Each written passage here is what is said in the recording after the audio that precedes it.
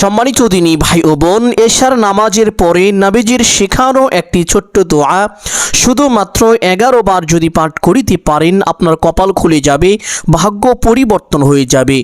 জীবনের সকল অভাব অনটন দুঃখ কষ্ট পেরেশানি বিপদ আপদ বালা মুসিবত সাথে সাথে দূর হয়ে যাবে। সুবহানাল্লাহ। এই আমল করে আপনি আল্লাহ তাআলার কাছে যা চাইবেন আল্লাহ তাআলা আপনাকে তাই দান করিবেন। সম্মানিত দিনী ভাই ও বোন আমার, অনেকে আছেন অভাবগ্রস্ত, অনেকেই ঋণগ্রস্ত, লক্ষ লক্ষ কোটি কোটি টাকা ঋণ করে ফেলেছেন, অনেক চেষ্টা করেছেন কিন্তু কোনোভাবেই ঋণ পরিশোধ হচ্ছে না। আমি বলবো এই ছোট্ট আমলটি করুন। আপনার ঋণের পরিমাণ যদি পাহাড় সমান হয়ে থাকে, তবুও মহান আল্লাহ তাআলা কুদরতিভাবে আপনার সমস্ত ঋণ অতি দ্রুত পরিশোধ করে দিবেন। আপনি অবাক হয়ে যাবেন, আশ্চর্য হয়ে যাবেন। এমন এমন জায়গা থেকে আল্লাহ তাআলা আপনাকে রিজিক দান করিবেন যেটা কখনো কল্পনাও করতে পারেননি। সুবহানাল্লাহ। সম্মানিত দিনী ভাই বোন, অনেকেই তো আছেন যেই দিকেই যান শুধু ব্যর্থ হয়ে যান, কোনোভাবে সফল হতে পারেন না। দিন দিন কঠিন ক্ষতির মধ্যে পড়ে যাচ্ছেন, লোকসান হয়ে যাচ্ছে, লাভ হচ্ছে না, সফল হতে পারেন না, উন্নতি হয় না। আমি বলবো এই ছোট্ট আমলটি করুন। মহান আল্লাহ তাআলা এই দুনিয়ার যত অবনতির রাস্তা আছে, ক্ষতির রাস্তা আছে, অকল্যাণের রাস্তা আছে, সমস্ত রাস্তাগুলো আপনার জন্য চিরতরে বন্ধ করে দিবেন এবং দুনিয়াতে যত রকম কল্যাণকর রাস্তা আছে, সফলতার রাস্তা আছে, সমস্ত রাস্তাগুলো আল্লাহ তাআলা আপনার জন্য খুলে দিবেন। এক কথায় এই আমল করে যা চাইবেন আল্লাহ তাআলা আপনাকে তাই দান করিবেন। নবীজি সাল্লাল্লাহু আলাইহি ওয়াসাল্লাম কসম করে বলেছেন, নবীজি বলেন, আমি ওই আল্লাহর কসম করে বলছি যার হাতে আমার প্রাণ, যিনি আমাকে সৃষ্টি করেছেন, যিনি আমাকে মৃত্যু দিবেন, যিনি আমাকে নবী হিসেবে প্রেরণ করেছেন, আমি ওই আল্লাহর কসম করে বলছি, কেউ যদি এই দোয়ার মাধ্যমে আল্লাহকে ডাকেন, আল্লাহ তাআলা ওই ব্যক্তির ডাকে সাথে সাথে সাড়া দিয়ে থাকেন। কেউ যদি এই দোয়ার মাধ্যমে আল্লাহ তাআলার কাছে কোনো কিছু চায়, আমি নবী কসম করে বলছি আল্লাহ তাআলা তার চাওয়াকে কখনোই ফিরিয়ে দেন না, অবশ্যই তার চাওয়াকে পূরণ করে থাকেন। সুবহানাল্লাহ। সম্মানিত দিনী ভাই ও বোন আমার, এই আমলটি কখন করিবেন, কিভাবে করিবেন, প্রত্যেকটি বিষয় আপনাদেরকে সুস্পষ্টভাবে বলে দিব। সকলেই গভীর মনোযোগ দিয়ে শুনবেন ইনশাআল্লাহ। এই আমলটি করার জন্য প্রথমে উত্তম রূপে ওযু করবেন। ওযুর পূর্বে ছোট্ট দুইটি বিষয় অবশ্যই লক্ষ্য করবেন। এক নাম্বার বিষয় হলো ওযুর পূর্বে ওযুর নিয়ত করা। অনেকেই জানেন না ওযুর নিয়ত কিভাবে করতে হয়, তাই ওযুর নিয়তটি আপনাদেরকে বলে দিচ্ছি। ওযুর পূর্বে আপনি আপনার মনে মনে সংকল্পনা করিবেন, এই ধারণা করিবেন যে এখন আমি আল্লাহ তাআলার সন্তুষ্টির জন্য ওযু করছি, তাহলে আপনার ওযুর নিয়ত হয়ে যাবে। অতঃপর বিসমিল্লাহির রহমানির রহিম পাঠ করে ওযু আরম্ভ করিবেন। কোন ইমাম বলেছেন ওযুর শুরুতে বিসমিল্লাহির রহমানির রহিম পাঠ না করিলে তার ওযু হবে না। এই জন্য অবশ্যই ওযুর পূর্বে একবার বিসমিল্লাহ পাঠ করে তারপরে ওযু আরম্ভ করিবেন। ওযুর প্রত্যেকটি অঙ্গ প্রত্যঙ্গ গভীর মনোযোগ সহকারে ধৌত করিবেন। চুপচাপ ওযু শেষ করে আপনার ডান হাতের শাহাদাত আঙ্গুলটি আসমানের দিকে সোজা করে দিয়ে একটি ছোট্ট কালিমা শুধুমাত্র একবার যদি পাঠ করেন, আল্লাহ তাআলা আপনার উপরে অঝড় ধারায় বৃষ্টির মতো রহমত নাজিল করবেন। আল্লাহ তাআলা তার রহমতের চাদর দিয়ে আপনাকে ঢেকে দিবেন। সর্বপ্রকার বিপদ আপদ বালা মুসিবত থেকে আল্লাহ তাআলা স্বয়ং নিজ কুদরতি হাতে আপনাকে হেফাজত করবেন। সুবহানাল্লাহ।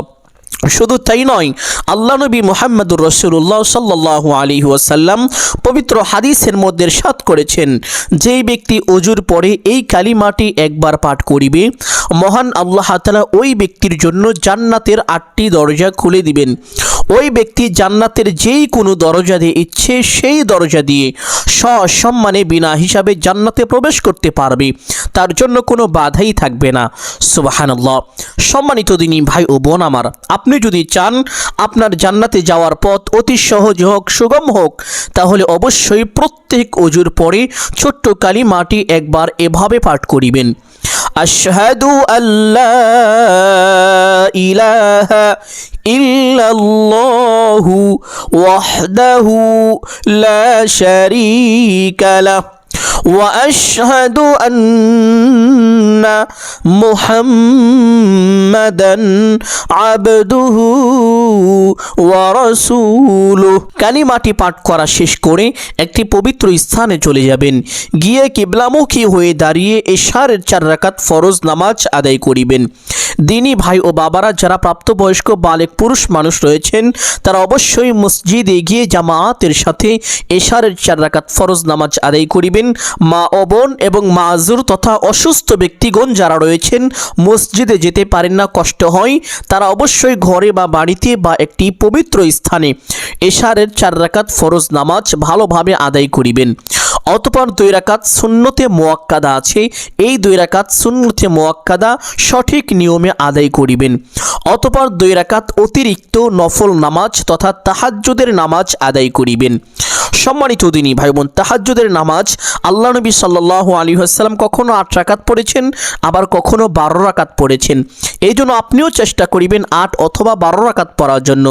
যদি সম্ভব না হয় কমপক্ষে 2 রাকাত নামাজ অবশ্যই এই নিয়মে পড়বেন এবং নামাজের মধ্যে একটি বিশেষ দোয়া পাঠ করিবেন, যেই দোয়া পাঠ করলে আল্লাহ তাআলা বান্দার গুনাহের সাথে সাথে ক্ষমা করে দেন, বান্দার অভাব অনটন দূর করেন, বান্দার উপরে প্রচুর পরিমাণ দয়া করেন, সর্বক্ষেত্রে আল্লাহ তাআলা বান্দাকে সফলতা দান করেন এবং বান্দার রিজিকের মধ্যে প্রচুর পরিমাণ বরকত দান করেন। সুবহানাল্লাহ। এই জন্য সম্মানিত দিনী ভাই ও বোন, দোয়াটি কখন, কিভাবে, কতবার পাঠ করিব, প্রত্যেকটি বিষয় গভীর মনোযোগ সহকারে শুনবেন ইনশাআল্লাহ। এই নামাজ পড়ার জন্য প্রথমে কিবলামুখী হয়ে দাঁড়াবেন, দাঁড়িয়ে নিয়ত করিবেন এইভাবে, আমি কিবলামুখী হয়ে আল্লাহ তাআলার সন্তুষ্টির জন্য 2 রাকাত নফল নামাজ আদায় করিতেছি। নিয়ত শেষ করে প্রত্যেক নামাজে হাত দুটি যেইভাবে উঠিয়ে থাকেন ঠিক সেভাবে উঠাবেন, উঠিয়ে আল্লাহু আকবার বলে হাত ছেড়ে দিয়ে বেঁধে ফেলবেন। বাঁধার পরে সানা পাঠ করিবেন একবার এইভাবে, সুবহানাকাল্লাহুম্মা ওয়া বিহামদিকা ওয়া তাবারাকা ইসমুকা ওয়া তাআলা জাদ্দুকা ওয়া লা ইলাহা গায়রুক। অতঃপর একবার আউযু বিল্লাহ এবং বিসমিল্লাহ এভাবে পাঠ করিবেন। আউযু বিল্লাহি মিনাশ শাইতানির রাজীম, বিসমিল্লাহির রহমানির রহিম। অতঃপর সূরাতুল আল ফাতিহা শুরু থেকে শেষ পর্যন্ত সহিহ শুদ্ধ করে একবার এভাবে পাঠ করিবেন। আলহামদুলিল্লাহি রাব্বিল আলামিন, আর রহমানির রহিম, মালিকি ইয়াউমিদ্দিন, ইয়্যাকা না'বুদু ওয়া ইয়্যাকা নাস্তাঈন, ইহদিনাস সিরাতাল মুস্তাকিম, সিরাতাল লাযীনা আন'আমতা আলাইহিম গায়রিল মাগদুবি আলাইহিম ওয়ালাদ-দাল্লিন। অতঃপর একবার বলবেন আমিন, অতঃপর বলবেন বিসমিল্লাহির রহমানির রহিম। অতঃপর যেহেতু এটা প্রথম রাকাত, এই জন্য পবিত্র কোরআনুল কারীম থেকে যে কোনো একটি সূরা একবার পাঠ করিবেন ইনশাআল্লাহ। আপনাদের বোঝানোর জন্য আমি ছোট্ট একটি সূরা পাঠ করছি, ওয়াল আসর ইন্নাল ইনসানা লাফি খুসর ইল্লাল্লাযীনা আমানু ওয়া আমিলুস সালিহাতি ওয়া তাওয়াসাউ বিল হক ওয়া তাওয়াসাউ বিস সবর। আপনি চাইলে এই সূরাটিও পাঠ করতে পারেন অথবা যে কোনো একটি সূরা একবার এভাবে পাঠ করিবেন ইনশাআল্লাহ। সূরা পাঠ করা শেষ করে আল্লাহু আকবার বলে রুকুতে চলে যাবেন। রুকুতে গিয়ে রুকুর তাসবিহ পাঠ করিবেন কমপক্ষে 3 বার এইভাবে, সুবহান রাব্বিয়াল আযীম। আপনি চাইলে এই তাসবিহ 5 বার অথবা 7 বারও পাঠ করিতে পারেন। তাসবিহটি পাঠ করা শেষ করে সামি আল্লাহু লিমান হামিদা বলে সোজা হবেন। সোজা হওয়ার পরে একটি ছোট্ট দোয়া পাঠ করিবেন একবার এইভাবে, রব্বানা লাকাল হামদ। অতঃপর আরেকটি ছোট্ট দোয়া পাঠ করার চেষ্টা করিবেন। দোয়াটি খুবই ফজিলতপূর্ণ, বরকতপূর্ণ একটি দোয়া।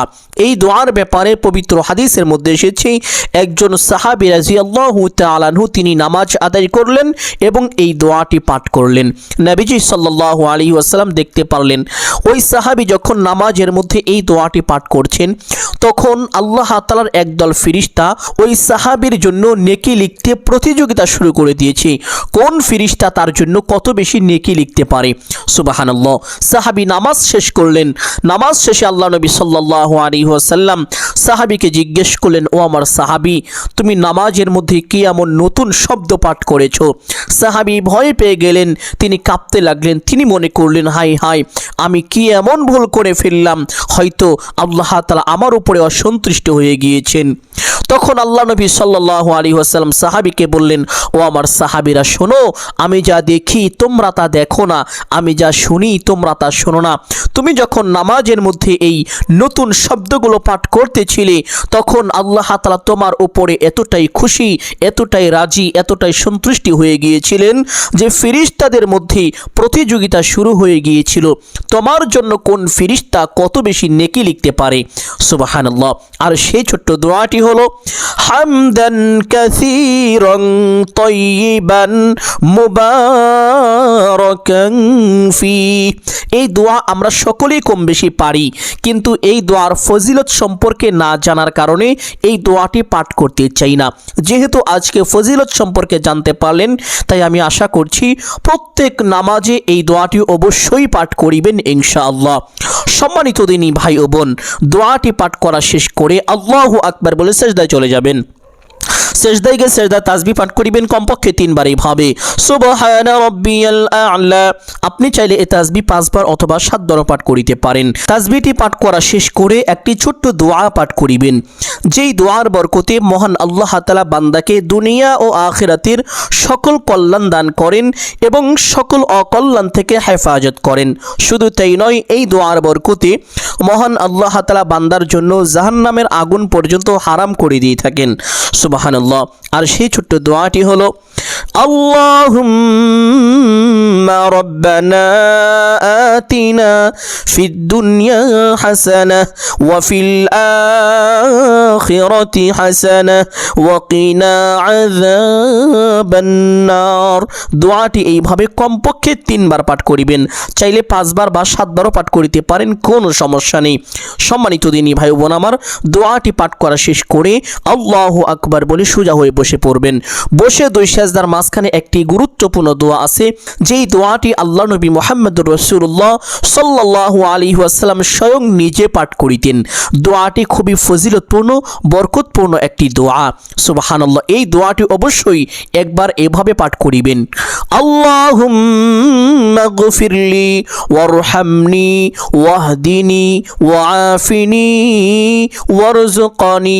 যদি এতটুকু পাঠ করা কষ্টকর হয়ে যায় তাহলে 3টি বাক্য অবশ্যই পাঠ করিবেন, আল্লাহুম্মা গফিরলি, হে আল্লাহ আপনি আমাকে ক্ষমা করে দিন, ওয়ারহামনি, এবং আমার উপরে দয়া করুন, ওয়ারযুকনি, এবং আমার রিজিকের মধ্যে বরকত দান করুন, আমাকে হালাল উত্তম রিজিক দান করুন। সুবহানাল্লাহ। সম্মানিত দিনী ভাই বোন আমার, যদি পূর্ণ দোয়াটি পাঠ করিতে না পারেন এই 3টি বাক্য অবশ্যই পাঠ করিবেন, আল্লাহুম্মা গফিরলি ওয়ারহামনি ওয়ারযুকনি। আল্লাহ তাআলার কাছে কি কি চাচ্ছেন? আল্লাহুম্মা গফিরলি, ক্ষমা চাচ্ছেন, ওয়ারহামনি, দয়া চাচ্ছেন, ওয়ারযুকনি, রিজিক চাচ্ছেন। নামাজের মধ্যে আল্লাহ নবী মুহাম্মদুর রাসূলুল্লাহ সাল্লাল্লাহু আলাইহি ওয়াসাল্লাম স্বয়ং নিজে আল্লাহ তাআলার কাছে এগুলো চাইতেন। সুবহানাল্লাহ।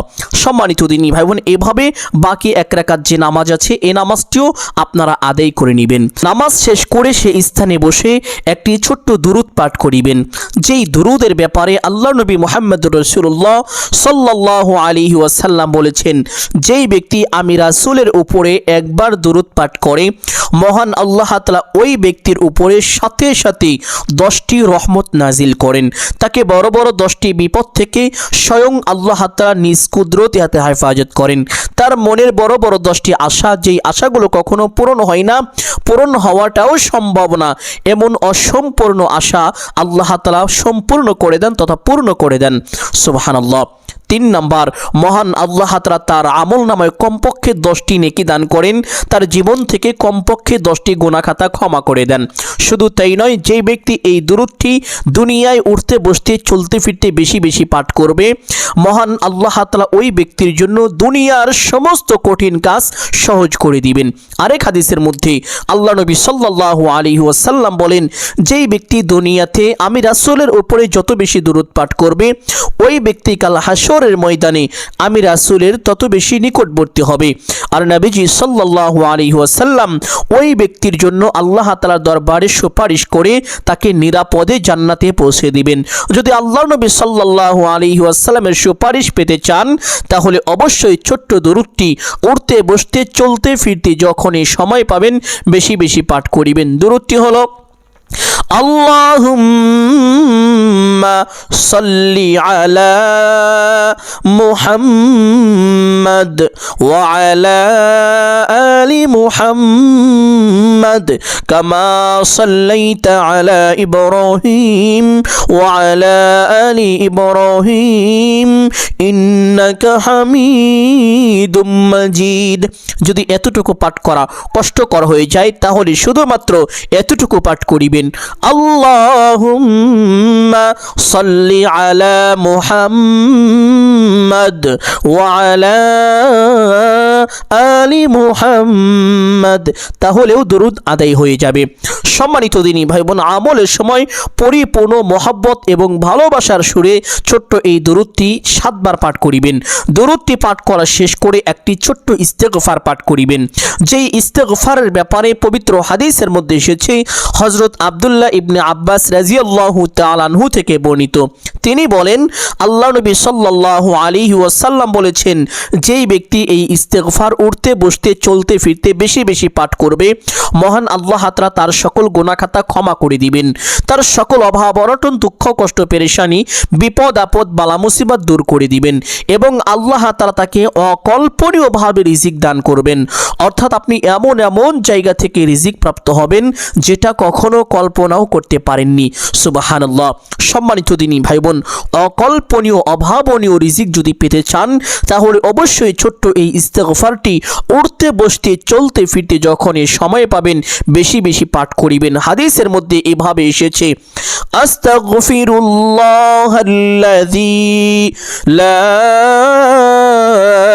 ইলাহা ইল্লা হুয়াল হাইয়ুল কাইয়্যুম ওয়া আতুবু ইলাইহি। যদি এভাবে পাঠ করিতে না পারেন, কষ্ট হয়ে যায়, তাহলে জীবনের সমস্ত গুনাহের কথা স্মরণ করে আল্লাহ তাআলার দরবারে লজ্জিত ও অনুতপ্ত হয়ে ক্ষমার আশায় একমাত্র আল্লাহকে সন্তুষ্টি করার উদ্দেশ্যে পাঠ করিবেন। আস্তাগফিরুল্লাহ আস্তাগফিরুল্লাহ 7 বার পাঠ করা শেষ করে একটি ছোট্ট দোয়া পাঠ করিবেন। যেই দোয়ার ব্যাপারে পবিত্র হাদিসের মধ্যে এসেছে, এক সাহাবী রাদিয়াল্লাহু তাআলা আনহু এই দোয়াটি পাঠ করেছিলেন। আল্লাহ নবী সাল্লাল্লাহু আলাইহি ওয়াসাল্লাম তা শুনতে পারলেন বা জানতে পারলেন। অতঃপর অন্যান্য সাহাবীদেরকে ডেকে বললেন, ও আমার সাহাবীরা শোনো, আমি ওই সত্তার শপথ করে বলছি যার হাতে আমার প্রাণ, অমুক সাহাবী এখন যা চাইবে সে তাই পাবে, কারণ সে এই দোয়াটি পাঠ করেছে। সুবহানাল্লাহ। আর সেই দোয়াটি হলো, আল্লাহুম্মা ইন্নী আসআলুকা বিআন্না লাকাল হামদা লা ইলাহা ইল্লা আনতা আল মান্নানু বাদিউস সামাওয়াতি ওয়াল আরদ ইয়া যাল জালালি ওয়াল ইকরাম ইয়া হাইয়্যু ইয়া কাইয়্যুম।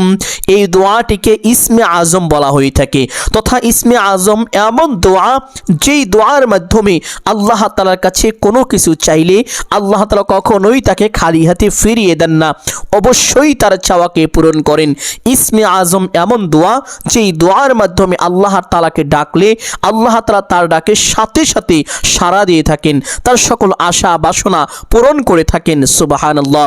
আর সেই ইসমে আজম হলো এই দোয়াটি। এইভাবে 11 বার পাঠ করিবেন। দোয়াটি পাঠ করা শেষ করে আরেকটি ছোট্ট দোয়া পাঠ করিবেন, যেই দোয়াটি আল্লাহ নবী সাল্লাল্লাহু আলাইহি ওয়াসাল্লাম সব সময় পাঠ করিতেন, এমনকি নামাজের মধ্যেও পাঠ করিতেন।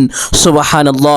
দোয়াটি হলো, আল্লাহুম্মা গফিরলি ওয়ারহামনি ওয়ারযুকনি, আল্লাহুম্মা গফিরলি ওয়ারহামনি ওয়ারযুকনি। এই 3টি বাক্য যদি বেশি বেশি পাঠ করেন, জীবনে কখনো কোনো কঠিন বিপদে পড়বেন না, জীবনে কোনোদিন রিজিকের অভাব হবে না এবং মৃত্যুর সাথে সাথে জান্নাতে যেতে পারবেন।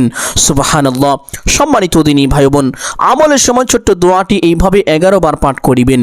দোয়াটি পাঠ করা শেষ করে আরেকটি ছোট্ট দোয়া পাঠ করবেন, যেই দোয়ার ব্যাপারে কিতাবের মধ্যে এসেছে একজন হত দরিদ্র গরিব অসহায় ঋণগ্রস্ত ব্যক্তি হযরত আলী রাদিয়াল্লাহু তাআলা আনহু এর কাছে চলে আসলেন। এসে বললেন, হে ভাই আলী, আমি কঠিন বিপদের মধ্যে আছি, অনেক টাকা ঋণ করে ফেলেছি, কোনোভাবে ঋণ পরিশোধ করতে পারছি না, চতুর্দিক থেকে শুধু বিপদ আর বিপদ। হে ভাই আলী, আমাকে কিছু সাহায্য করো।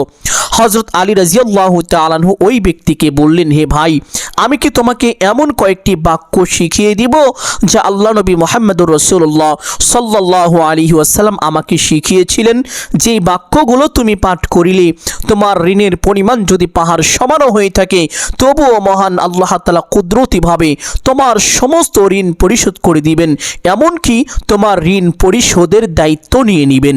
সুবহানাল্লাহ। সম্মানিত দিনী ভাই বোন, হযরত আলী রাদিয়াল্লাহু তাআলা আনহু ওই ব্যক্তিকে এই দোয়াটি শিখিয়ে দিলেন। ব্যক্তি এই দোয়ার আমল করতে লাগলেন। অল্প সময়ের ভিতরে মহান আল্লাহ তাআলা ওই ব্যক্তির সকল অভাব অনটন দুঃখ কষ্ট পেরেশানি দূর করে দিলেন, তার সমস্ত ঋণ পরিশোধ করে দিলেন এবং তাকে সচ্ছলতা দান করিলেন। সুবহানাল্লাহ। আর সেই ছোট্ট দোয়াটি হলো, আল্লাহুম্মা কফিনি বিহালালিকা আন হারামিকা ওয়া আগনিনি বিফাদলিকা আম্মান সিওয়াক। আল্লাহুম্মা কফিনি বিহালালিকা আন হারামিকা ওয়া আগনিনি বিফাদলিকা আম্মান সিওয়াক। এই দোয়াটি যদি আপনি 5 ওয়াক্ত নামাজের পরে 3 বার করে পাঠ করিতে পারেন, 7 দিনের ভিতরে মহান আল্লাহ তাআলা আপনার সমস্ত অভাব অনটন দূর করে দিবেন, সমস্ত ঋণ পরিশোধ করে দিবেন। আপনি অবাক হয়ে যাবেন, আশ্চর্য হয়ে যাবেন। এই দোয়াটি এতটাই পাওয়ারফুল, শক্তিশালী, কার্যকরী একটি দোয়া। সুবহানাল্লাহ। এই দোয়া আমি নিজে করেছি, আলহামদুলিল্লাহ এই দোয়ার ফলাফল আমি নিজে পেয়েছি। এই জন্য সকলকে অনুরোধ করে বলবো, 5 ওয়াক্ত নামাজের পরে কমপক্ষে 3 বার পাঠ করিবেন, চাইলে আরও বেশি পাঠ করিতে পারেন, কোনো সমস্যা নেই। এবং আমলের সময় ছোট্ট দোয়াটি অবশ্যই 11 বার পাঠ করিবেন। দোয়াটি পাঠ করা শেষ করে আবার সেই ছোট্ট দরুদটি পাঠ করিবেন, আল্লাহুম্মা সাল্লি আলা মুহাম্মাদ ওয়া আলা আলি মুহাম্মাদ। দরুদটি পাঠ করা শেষ করে মুনাজাত করবেন। এখন আপনার যা প্রয়োজন আল্লাহ তাআলার কাছে সমস্ত কিছু চাইবেন, যা চাইবেন তাই পাবেন ইনশাআল্লাহ। এইভাবে মুনাজাতটি করবেন। আলহামদুলিল্লাহি রাব্বিল আলামিন ওয়াসসালাতু ওয়াসসালামু আলা সাইয়্যিদিল আম্বিয়া ওয়াল মুরসালিন। অতঃপর আপনি আল্লাহ তাআলাকে বলবেন, হে আল্লাহ, আমাকে ক্ষমা করে দিন, আমার অভাব অনটন দূর করে দিন, সমস্ত ঋণ পরিশোধ করে দিন, রিজিকের মধ্যে বরকত দান করে দিন, ব্যবসা বাণিজ্যে কামাই রুজিতে উন্নতি দান করুন, সর্বপ্রকার ব্যর্থতা এবং অবনতি থেকে হেফাজত করুন। হে আল্লাহ, আমার মনের সকল নেক আশাগুলোকে আপনি পূরণ করে দিন। এইভাবে যা কিছু প্রয়োজন সমস্ত কিছু আল্লাহ তাআলার কাছে চাইবেন। চাওয়া শেষ করে একবার বলবেন, হে আল্লাহ, আপনার হাবিবের উসিলা করে আমার দোয়া মুনাজাত কবুল আর মঞ্জুর করে নিন। অতঃপর 3 বার বলবেন, আমিন আমিন আমিন বিরহমাতিকা ইয়া আরহামার রাহিমিন। দোয়া মুনাজাত শেষ করে অনর্থক কথাবার্তা বলার আগে সাথে সাথে একবার পড়বেন সাল্লাল্লাহু আলাইহি ওয়াসাল্লাম। তাহলে সাথে সাথে আপনার দোয়া আল্লাহ তাআলার আরশে আযমে পৌঁছে যাবে, দোয়া কবুল আর মঞ্জুর হয়ে যাবে। এইভাবে যদি আমলটি করতে পারেন, কপাল খুলে যাবে, ভাগ্য পরিবর্তন হয়ে যাবে। জীবনের সকল অভাব অনটন দুঃখ কষ্ট পেরেশানি বিপদ আপদ বালা মুসিবত দূর হয়ে যাবে। ঋণের পরিমাণ যদি পাহাড় সমানও হয়ে থাকে তবু আপনার সমস্ত ঋণ পরিশোধ হয়ে যাবে। সুবহানাল্লাহ। সম্মানিত দিনী ভাই ও বোন আমার, আমি আশা করছি আজকের এই আমলটি আপনাদের সকলের জন্য অত্যন্ত গুরুত্বপূর্ণ এবং উপকারী ছিল। অতএব সকলকে বলবো, সদকায়ে জারিয়ার উদ্দেশ্যে কমপক্ষে একটি হলেও শেয়ার করে দিবেন। যদি আলোচনাটি ভালো লাগে অবশ্যই ভিডিওতে একটি লাইক করবেন, কমেন্টে আমিন বলে দোয়া দোয়ায় শরীক থাকবেন। যারা এই চ্যানেলে নতুন দর্শক রয়েছেন চেষ্টা করিবেন চ্যানেলটি সাবস্ক্রাইব করে রাখার জন্য। সকলের জন্য অন্তর থেকে দোয়া করি আল্লাহ তাআলা সকলকে ভালো রাখুন, সুস্থ রাখুন, জানে মালে কামায় রুজিতে প্রচুর পরিমাণ উন্নতি ও বরকত দান করুন। সকলেই বলি আমিন সুম্মা আমিন। আসসালামু আলাইকুম ওয়া রাহমাতুল্লাহি ওয়া বারাকাতুহু।